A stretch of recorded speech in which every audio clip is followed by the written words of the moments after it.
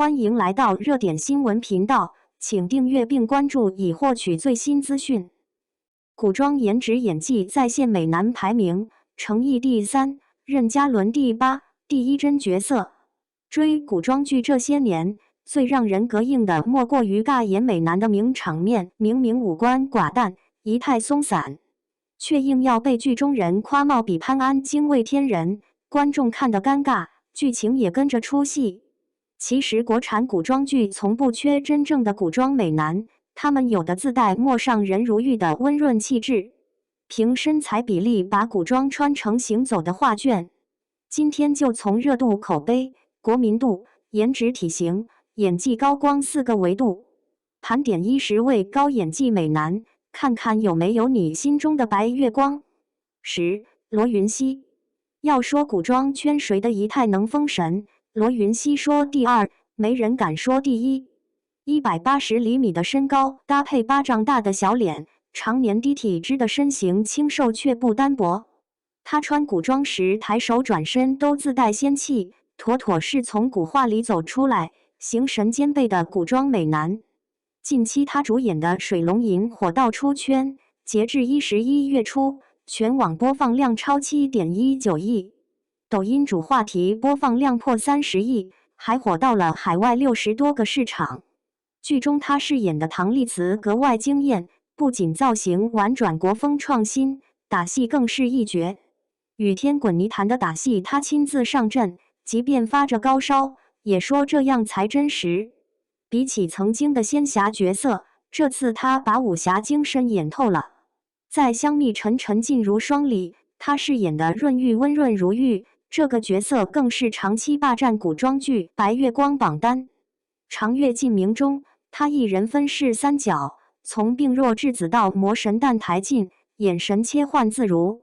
尤其是晋皇登基时的压迫感，完全靠眼神和微表情撑了起来。古装悬疑探案剧《魅影神捕》中，罗云熙饰演神捕司的青阳公子黎思。他身着飞鱼服，搭配酷感十足的青铜面具，满是威严的神秘感。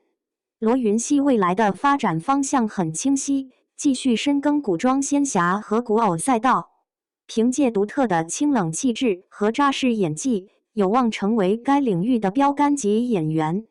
9. 侯明昊。侯明昊凭少年感杀疯古装圈，3部剧热度破万，藏不住的潜力让人惊艳。要说内娱古装少年感天花板，侯明昊必须拥有姓名。他五官俊朗清秀，眼神自带清澈灵动，穿上古装就像从书院里走出来的少年郎。这种天然的青春活力，从不用黄瓜刷绿漆似的刻意装嫩。光有颜值不够，他的表演才是圈粉关键。护心里的天耀让人印象深刻。从柔弱隐忍的龙主到霸气外露的龙王，角色转变被他拿捏得恰到好处。到了少年白马醉春风，他饰演的百里东君，从纨绔子弟到江湖侠客的成长线，把江湖义气和少年青涩融合得浑然天成。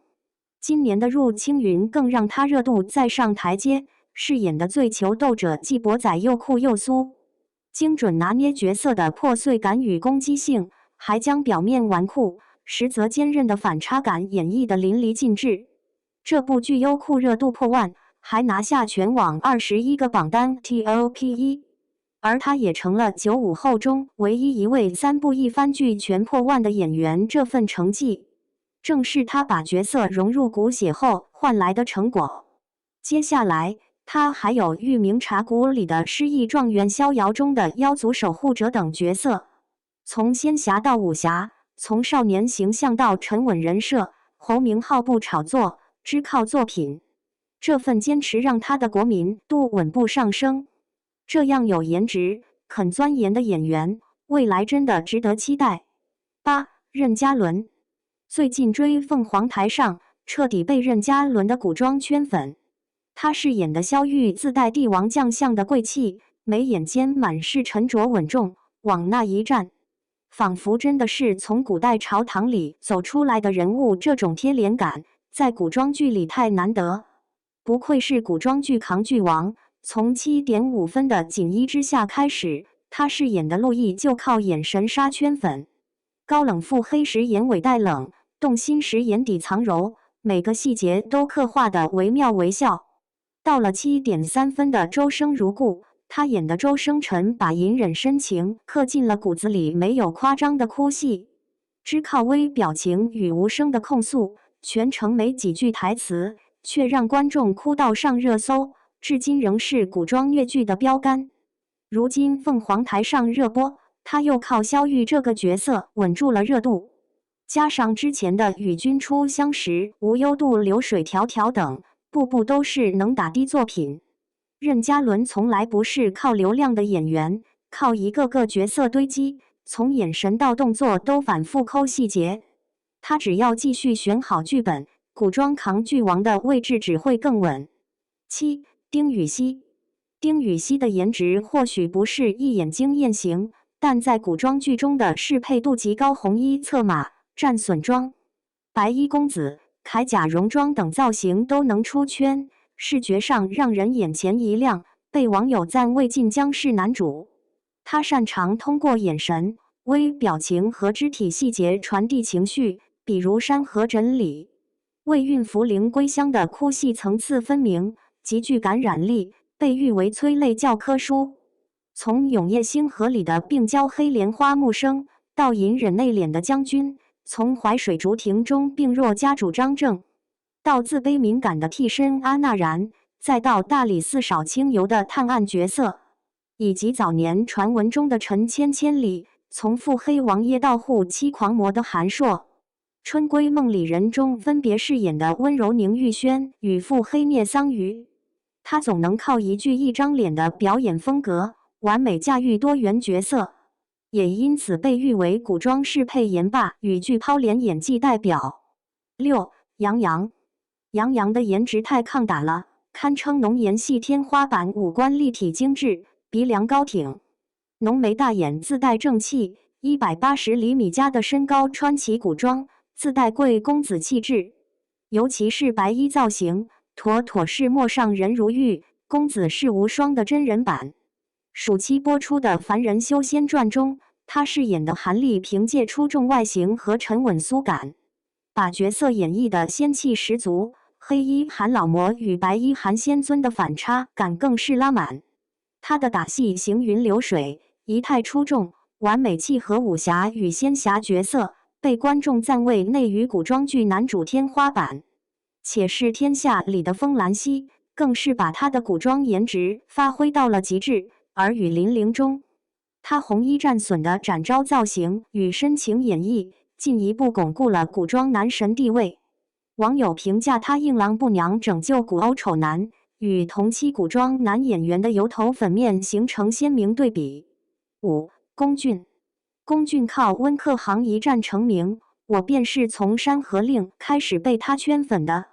作为浓颜系代表，他的五官立体深邃，尤其是一双桃花眼，笑起来自带魅惑感。穿红色古装时艳而不俗，穿白衣时则是风流倜傥的翩翩公子。《山河令》中，他将温客行前期的疯批美人与后期的温柔侠客演绎得深入人心。这部剧也让他从小透明一跃成为顶流，妥妥的古装颜值天花板。演技上，他擅长塑造多层次角色，狐妖小红娘月红篇里，活泼深情的东方月初情绪递进细腻，哭戏极具感染力。《暗河传》中，他化身冷峻杀手苏沐雨，亦正亦邪，眼神戏丰富，打戏行云流水。待播剧《白衣公卿》里，他高马尾束发搭配金属腰封，尽显宽肩窄腰，扮相俊美，气质古典，举手投足间满是古风韵味，被赞穿上黑衣飞鱼服，就是古画中走出来的锦衣卫，他的气质完美契合武侠古风男主形象。4. 邓卫。古装新晋顶流邓卫，说他是天选古人都不为过。《长相思》中，他饰演的温润贵公子，涂山璟与落魄的叶时期，通过细腻的眼神戏、微表情、精准的情绪把控和有层次的角色塑造，把温柔霸气的青丘湖地与落魄柔弱的质子之间的反差感完美呈现。玉龙里，他是冷峻孤傲的雪千寻长月烬明中，他一人分饰三角温润如玉的山茶花殿下萧凛，清冷神秘的宫野纪无，单纯可爱的桑柚。仙台有树中的苏一水，更是演绎出破碎感加疯批感加战损美的三重暴击。他的古装扮相兼具仙气、侠气与疯批美学，被赞仙品，适配多种造型，堪称美出圈的天选古人。待播剧《云秀行》中，他饰演的正是楼起颜美强残属性拉满，让人期待值飙升。3. 程毅。程毅的古装角色封神名场面太多了，琉璃里与司凤时生时世虐恋的破碎感，让他成了虐剧天花板。沉香如屑，沉香重华中，他一人分饰三角，隐忍克制的帝君应渊，为爱疯魔的凡人唐周，邪魅狂狷的魔尊玄烨，用精湛演技刻画出天地的正气，人类的平凡，邪魔的狠戾，赋予角色鲜活灵魂。2023年的莲花楼火遍大江南北，程毅将从高处坠落的李莲花身上的病弱美和江湖气演绎的淋漓尽致。这部剧豆瓣评分8.5，长尾效应无敌，口碑爆棚。